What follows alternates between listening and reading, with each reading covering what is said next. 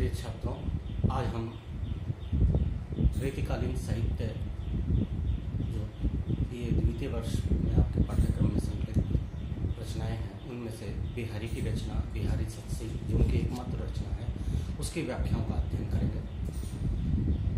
आपके सामने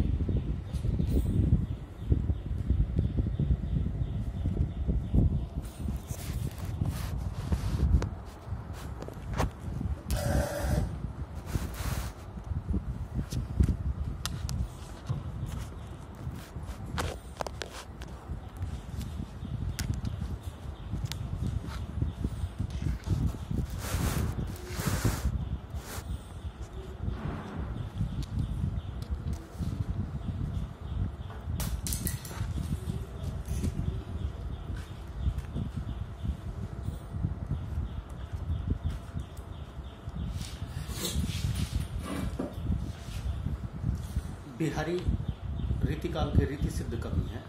रीतिकाल में तीन तरह की काव्य धाराएं देखने को मिलती हैं, रीतिबद्ध, रीति सिद्ध और रीतिमुक्त। इनकी एकमात्र रचना बिहारी सत्सी है, जिसमें कुल 713 दोहे इनके द्वारा रचित हैं। इस रचना का रचना काल संवत 1742 है। इस रचना में बिहारी जी ने युगीन सामाजिक, राजनीतिक, धार्मिक परिस्थितियों का सजीव चित्रण किया है। इस रचना में प्रेम एवं श्रृंगार संबंधी दोहों के साथ साथ नीति एवं भक्तिपरक दोहे भी उन्होंने रचित किए हैं। बिहारी की यह रचना और इस रचना में जो दोहे हैं वो एक तरह से गागर में सागर है, और इसीलिए इस रचना के दोहों के विषय में कहा जाता है कि सतसैया के दोहरे जो नाविक के तीर, देखन में छोटे लगे घाव करे गंभीर। बिहारी न सिर्फ कवि थे बल्कि बहुज्ञ थे। उनके पास बहुत सारे विषयों का ज्ञान था, जिसमें ज्योतिष संबंधी ज्ञान, आयुर्वेद संबंधी, गणित संबंधी ज्ञान, महत्वपूर्ण ज्ञान था उनका। यह रचना मुक्तक शैली में लिखी गई है, जिसमें एक पद का दूसरे पद से कोई अर्थ नहीं जोड़ा जाता है। हर पद अपने आप में स्वतंत्र अर्थ रखता है। यह रचना ब्रज भाषा में लिखी गई है। अब मैं आपके सामने इस रचना के जो पाठ्यक्रम में संकलित दोहे हैं उनकी व्याख्या आपके सामने प्रस्तुत करता हूँ। पहला पद देखिए। मेरी भव बाधा हरो, राधा नागरे सोई, जातन की झाई पर श्याम हरितुति हो। यह बिहारी सत्सी का पहला दोहा है, प्रथम दोहा है, और इसे मंगलाचरण के रूप में भी ग्रहण किया जा सकता है। कवि ने प्राचीन कवि परंपरा के अनुसार अपने ग्रंथ की निर्विघ्न समाप्ति के लिए श्री राधिका जी की स्तुति की है। इस पद में श्लेष की स्थिति है।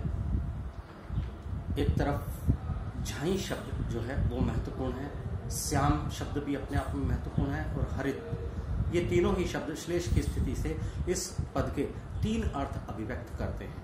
देखिए, झाई का एक अर्थ तो परछाई या आभा, और दूसरा अर्थ है झलक। इसी तरह से तीसरा अर्थ है ध्यान। श्याम शब्द, इसमें भी तीन शब्दों की आवृत्ति देखी जा सकती है। श्याम वर्ण वाले श्री कृष्ण, दूसरे श्री कृष्ण, और तीसरा अर्थ है दुख और दारिद्र्य, जिनका रंग पाप इत्यादि जो होते हैं, जिनका रंग काला माना जाता है, काले रंग से। हरिद्युति, इसके भी तीन अर्थ हैं। हरे रंग से युक्त, प्रसन्नचित्त, तेज ही। अब इसका अर्थ देखते हैं हम, किस तरह से इसके तीन अर्थ हम निकाल सकते हैं, और यही इसके गागर में सागर होने की अर्थ व्यंजना करती है। देखिए, पहला अर्थ है कि जिस चतुर राधिका के शरीर की परछाई पड़ने से मेरी भव बाधा हरो, भव मतलब संसार, बाधा मतलब संकट, मुश्किलें, मुसीबतें, हरो हरण करना, दूर करना। राधा, हे राधा, नागरी चतुर, सोई, वही, कि वही चतुर राधा मेरी सांसारिक मुसीबतों का, मेरे सांसारिक कष्टों का निवारण करें, जो जिनके शरीर की परछाई अर्थात आभा, और उनका शरीर कैसा है, पिताभ है, पीले रंग का है, उनके पीले रंग के शरीर की आभा पड़ने से श्याम काला रंग हरित दुति हरे रंग की चमक वाला हो जाता है। हरे रंग में चमकता हुआ दिखाई देता है। यह कवि का रंग संबंधी ज्ञान हमें दिखाई देता है कि काले और पीले रंग को जब हम मिलाते हैं तो हरा रंग हो जाता है। इसी तरह से दूसरा अर्थ हम कहेंगे कि जिस चतुर राधिका के शरीर की झलक नेत्रों में पड़ने से श्री कृष्ण प्रसन्नचित्त हो जाते हैं। श्याम हरित दुति प्रसन्नचित्त हो जाते हैं। श्याम कृष्ण जिनके शरीर की झलक पड़ने से श्री कृष्ण प्रसन्नचित्त हो जाते हैं, अर्थात आनंद विभोर हो जाते हैं, वो राधा मेरी सांसारिक विघ्न बाधाओं का नाश करे। अब इसके तीसरे अर्थ की तरफ हम अपना ध्यान देखें। जिस चतुर राधा के रूप का ध्यान पड़ने से हृदय में जो दुख है, दारिद्र्य है, जो पाप या कलुष संबंधी जो भावनाएं हैं, कलुषित जो भावनाएं हैं, वो सब कैसी हो जाती हैं? तेजहीन हो जाती हैं, अर्थात उनका असर, उनका प्रभाव समाप्त हो जाता है, कम हो जाता है। वही राधिका मेरी सांसारिक विघ्न बाधाओं का नाश करे। अब इसके विशेष में देखें तो प्रस्तुत दोहा कवि परंपरा के अनुसार मंगलाचरण के रूप में समझा जा सकता है। कविगण अपने ग्रंथ की निर्विघ्न समाप्ति के लिए इस प्रकार के मंगलाचरण लिखते रहे। अलंकारों की दृष्टि से देखें तो श्लेष अलंकार की स्थिति झाई, श्याम और हरित द्युति शब्द में, पदों में जो है श्लेष की स्थिति है। श्याम शब्द में रूप का अतिशयोक्ति है और सारे दोहे में काव्यलिंग अलंकार देखा जा सकता है। अब हम दूसरे पद को देखते हैं। दूसरे पद की व्याख्या किस तरह से हम कर सकते हैं। तजी तीरथ हरि राधिका तंदुति करी अनुराग, जिह ब्रज के लिए निकुंज मग पग पग होत प्रयाग।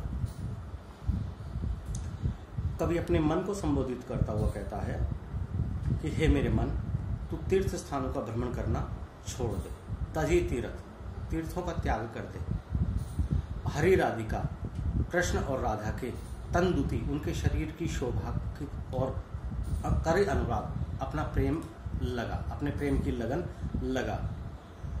हे मेरे मन, तू सांसारिक तीर्थ स्थानों, पवित्र तालाबों, नदियों की जो चाह तेरे अंदर है, उनको छोड़ करके कृष्ण और राधा के शरीर की शोभा की तरफ अपने प्रेम को लगा, उसकी लगन लगा।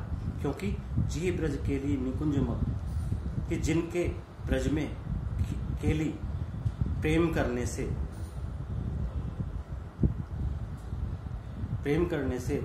वहाँ के जो निकुंज लता झाड़ियों के सुंदर झुरमुट हैं, जहाँ पर उन्होंने अपनी प्रेम क्रीड़ाएं की थी राधा और कृष्ण ने, मग, और उन लता झाड़ियों के झुरमुटों के जो मार्ग हैं, पगडंडियां हैं, वहाँ पर पग पग, हर कदम पर प्रयाग जितना ही पवित्र भाव वहाँ दिखाई देता है। अर्थात वो स्थान तीर्थराज प्रयाग के समान पवित्र हैं। अतः उनके पग स्थलों का ध्यान करने से श्रेष्ठ यज्ञों का शुभ परिणाम एवं प्रयाग यात्रा का सफल मोक्ष मिल सकता है। इसलिए हे मेरे मन, तू सांसारिक आकर्षणों की तरफ मत भाग। सांसारिक आकर्षण जो तीर्थ स्थान इत्यादि हैं, उनकी तरफ आकृष्ट मत हो, बल्कि राधा के और कृष्ण के चरणों का ध्यान कर, उनसे प्रेम कर, जिससे कि तुझे संसार से मुक्ति मिल सके। क्योंकि उन्होंने जहाँ ब्रज की केली, ब्रज के लता झाड़ियों के झुरमुटों में और वहाँ की पगडंडियों में जो अपनी प्रेम क्रीड़ाएं की थी, उन प्रेम क्रीड़ाओं के कारण वहाँ पर प्रयाग, कदम कदम पर प्रयाग जितना ही मोक्ष भाव परिव्याप्त दिखाई देता है। इसलिए तुझे इधर उधर कहीं भटकने की आवश्यकता नहीं है। विशेष की दृष्टि से देखें तो धार्मिक आस्था के अनुसार प्रयाग में गंगा, यमुना, सरस्वती का संगम होता है और वहाँ पर स्नान करने से व्यक्ति समस्त पापों से मुक्त हो जाता है। कवि का आशय कि राधा की शोभा जो उसका गोरा रंग है, वो गंगा की धारा के समान है। कृष्ण का श्याम वर्ण अर्थात काला रंग यमुना की धारा के समान है और उन दोनों धाराओं के मिश्रण से हरे और पीले रंग वाली सरस्वती की धारा प्रवाहित होती हुई दिखाई देती है। इस तरह से राधा कृष्ण के रूप में प्रयाग की त्रिवेणी सिमटी हुई है। उनके चरणों में प्रेम करने से पापों से मुक्ति मिल जाती है। इसमें कवि ने राधा कृष्ण के युगल रूप में रति भाव रखने का उपदेश दिया है। बिहारी मूलतः श्रृंगारी कवि हैं, अतः राधा कृष्ण के युगल रूप में रति भाव पर आधारित उनकी भक्ति माधुर्य भाव की भक्ति है। संपूर्ण दोहे में व्यतिरेक अलंकार है, अनुप्रास, श्लेष और तद्गुण अलंकार की स्थिति भी देखी जा सकती है। पग पग जैसे पद युग में पुनरुक्ति प्रकाश अलंकार का प्रयोग हुआ है। अब हम तीसरे पद की ओर आते हैं। नाच अचानक ही उठे बिनु पावस बन मोर, जानत हो नंदित करी यह दिसी नंद किशोर। कवि नायक नायिका के प्रेम भाव को ही चित्रित करता है अपनी इस बिहारी सत्सी में, लेकिन उसके नायक और नायिका के आधार जो है वो राधा और कृष्ण है, वो सामान्य नायक नायिका नहीं है। इस पद में वैसे ही भाव उद्धृत किए हैं। कोई सखी नायिका को वीर्य व्याकुल देखकर सांत्वना देना चाहती है और इस कारण से वह उसे वन में ले जाना चाहती है। सखी नायिका को संबोधित करते हुए कहती है कि हे सखी, आज बिना वर्षा के ही वन में अचानक मोरों ने नाचना प्रारंभ कर दिया। नाच अचानक ही उठे, अचानक ही नाचने लग गए। कौन? मोर, मोर, वन में मोर। क्यों? बिनु पावस, बिना पावस, पावस वर्षा ऋतु, बिना वर्षा ऋतु के ही वन में आज अचानक मोर नाचने लग गए। मुझे तो मुझे तो जानती ऐसा लगता है कि नंदित करी, आनंदित कर दिया है। यह दिशी, इस दिशा को, नंद किशोर, नंद बाबा के पुत्र कृष्ण ने इस दिशा को आनंदित कर दिया है और उनके प्रेम के जल की वर्षा के द्वारा मोर भी वन में वर्षा ऋतु का प्रभाव होता हुआ जान करके अचानक नाचने लग गए हैं। इस कारण से वन की वह दिशा आनंददायिनी हो गई है। तुझे वहां चलना चाहिए, वहां जाकर के तेरे व्याकुल मन को निश्चित रूप से थोड़ी सांत्वना मिलेगी, थोड़ी संतुष्टि मिलेगी, तेरा मन बहलेगा। विशेष में देखें तो कदाचित वन में श्री कृष्ण से वीर्य व्यतीत नायिका की भेंट हो जावे, इसी आशय से सखी ऐसा कहकर नायिका के मन को बहलाने का प्रयास करती है। नायिका की विरह स्थिति तथा सखी के सहयोगी भाव की सुंदर व्यंजना हुई है। भ्रांतिमान, अनुमान और विभावना अलंकारों का प्रयोग कवि ने किया है। बिना कारण ही जहाँ कार्य होता है वहाँ विभावना अलंकार की स्थिति होती है और अनुमान है कि शायद उन्होंने ही ये दिशाओं को आनंदित करने वाला, प्रेम की जल की वर्षा करके आनंदित कर देने वाला बना दिया है। तो अनुमान की स्थिति है, भ्रांतिमान की स्थिति है। अगला पद देखें। कहत नटत रीझत खिजत मिलत खिलत लजियात, भरे भवन में करत है नैनन ही सोवा। इस पद में नायक नायिका का वर्णन है, एक तरह से राधा कृष्ण का वर्णन है। घर के सभी बड़े बुजुर्ग बैठे हुए हैं, भवन में बैठे हुए हैं, सभा भवन में बैठे हुए हैं। नायक नायिका भी वहां उपस्थित है। दोनों के बीच में प्रेम भाव है और बड़े बुजुर्गों की स्थिति, अब इसमें हमारे उस समय की सामाजिक स्थिति और आज भी ये सामाजिक स्थिति है कि बड़े बुजुर्गों की स्थिति में नायक और नायिका या पति पत्नी या प्रेमी प्रेमिका आपस में बातचीत नहीं कर सकते हैं। तो किस तरह से वो अपने प्रेम के भावों को एक दूसरे की तरफ आंखों ही आंखों में किस तरह से अभिव्यक्त करते हैं, इसका चित्रण कवि करता है। कवि कहता है, एक सखी दूसरी सखी से कह रही है कि लोगों से भरे हुए भवन में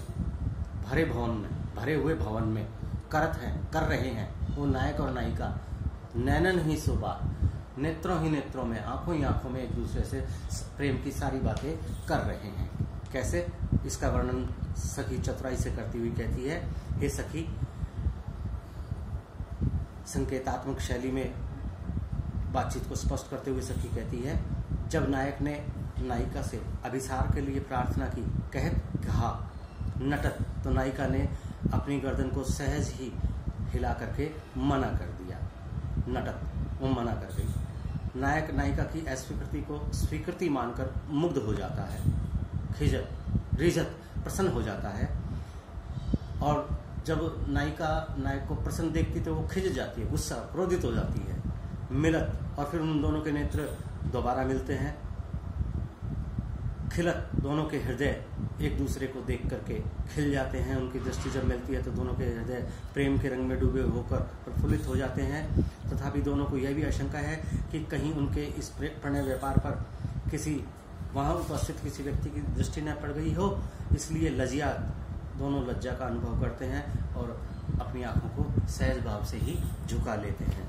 विशेष की दृष्टि से देखें तो बिहारी का यह दोहा अपने आप में इस बात का प्रमाण है कि वे 2 पंक्तियों के दोहे में कितने सारे भावों को अभिव्यक्त करने में सक्षम है।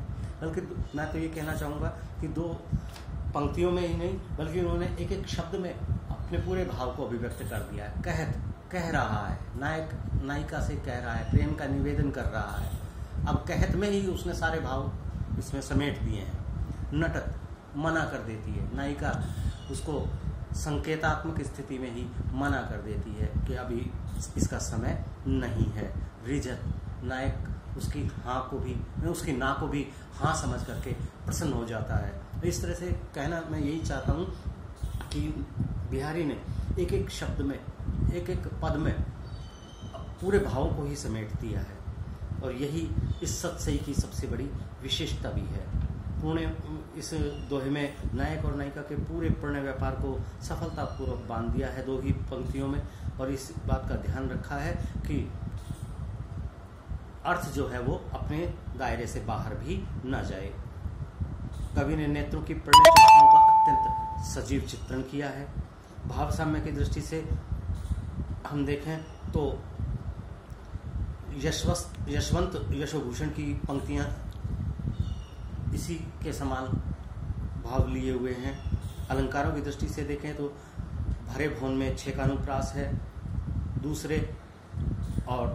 दूसरे चरण में विभावना अलंकार है। पहले चरण में कारक प्रदीपक अलंकार है और संपूर्ण दोहे में हम अनुप्रास की स्थिति को सहज रूप से ही देख सकते हैं। आज के लिए बस मैं यही आपके सामने पाठ प्रस्तुत कर रहा हूँ। धन्यवाद।